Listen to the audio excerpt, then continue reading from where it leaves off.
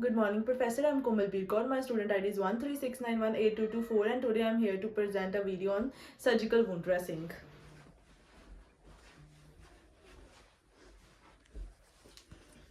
Hi, let's begin with the video. I'm Komalbir Kaur, a student nurse from Seneca College, and today, as per as doctor's order, I have to do your wound dressing. Can I do it for you? Yeah. May I know your name and date of birth? My name is Kitashpreet Kaur Rolak and my date of birth is 12 September 1998. It's totally fine. Match with the band. Okay, let's check the level of comfort. Are you comfortable right now? Yeah, I'm comfortable. Okay, from the pain rating scale from 0, that means no pain, and 10, you have severe pain. Can you please rate your pain from 0 to 10? It's 0, no pain is there. Okay, that's good. That means there is no need of any medication. No. Any allergy you have? No allergies. No allergies, that's good. And I have to reposition the bed as per as my body mechanism and repositioning my client. Can you please move? That's good. Now I have to provide privacy to my patient, and I have to do hand hygiene. After doing hand hygiene, this is my sterile area, and I'm ready for wound dressing, and I have to open my sterile dressing tray in a sterile manner. So let's do it first away from me, the sidelines, and then towards me. So the tray is in diamond shape. I have to change it into a square shape. And also my wound dressing tray. So I have to maintain margin of 1 centimeter and pour normal saline. For wetting my gauze pieces that I use for dressing. And these are some dry gauze pieces which I have to use for patty dressing. And discard into the bin. And then I also need a Q-tip for for checking the length of my wound, and also discard it into appropriate container. And then now I'm fully ready with my tray. This is my sterile tray. This is my patient, my sterile area. I'm not able to move it back from the sterile area because I have to maintain sterility for doing dressing. And there is my waste receptacle, and as per as biohazards. So now, as I'm fully ready, I have to do hand hygiene again. So after doing hand hygiene, I have to put gloves, and I have to open the dressing of my patient. Can I open your dressing? After wearing gloves, I have to remove dressing. So from the one edge, pull the dressing from the one edge, and then after removing the dressing, so maintaining a skin integrity to prevent any tone of the skin, as it's there, like there is no active bleeding present, no any pus formation, no serosanguineous drainage is there, but a little bit drainage is there. So now I have to discard my in the waste hazard dressing. Now I can put a Macintosh for prevent any type of spillage during my dressing. So now I have to check the length of my patient's wound. I have to pick the Q-tip, maintaining a margin, and then I have to assess the length. So this is my measuring scale. So the length is 7 centimeter.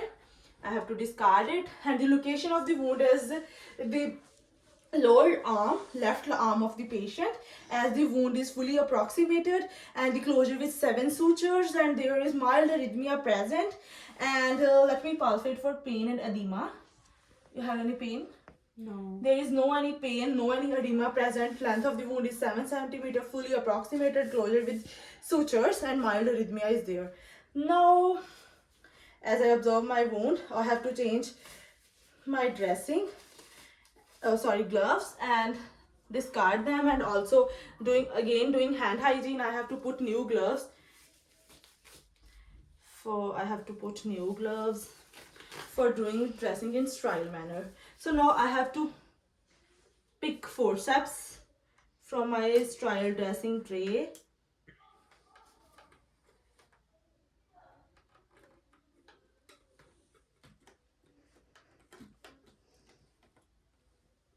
In a sterile manner, I have to pick forceps. Okay, after picking forceps I have to maintain 1 centimeter margin, and now I have to use the wet gauze pieces and making doublings of these gauze pieces for cleaning the wound of the patient. So squeeze the doublings, and then from head to toe towards the patient in a circular manner in a single stroke from least contaminated to the most contaminated area. Single stroke, discard, and then another gauze piece, making doublings. Again, now I have to do towards my side, squeeze them, and then in a rolling method, head to toe, from least contaminated in single to most contaminated in single stroke. Now it's for, I have to pick gauze for midline. I have to clean it from midline to periphery and then squeeze it again, and from midline least contaminated to the most contaminated area from head to toe in a circular manner, then throw. I'm done with the wet like gauze, and then I have to use a dry gauze and again making doublings of these gauze pieces to do a patty dressing, pat cleaning. Again from sides in a patty manner, throw in a after single stroke. Again doubling of these gauze piece. It's for dry.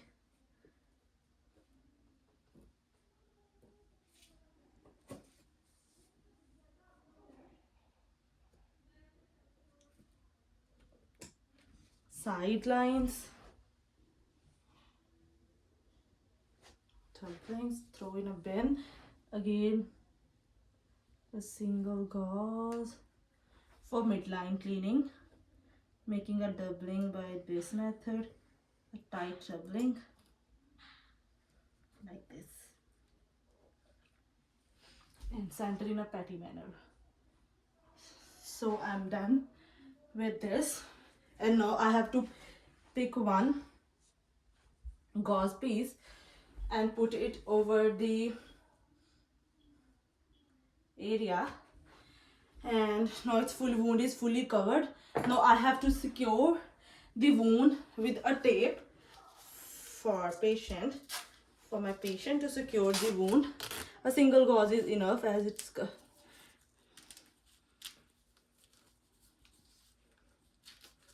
I'm using the micro pore.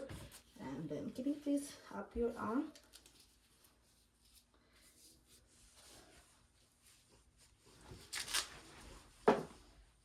Already secure. Hold the tape in this manner.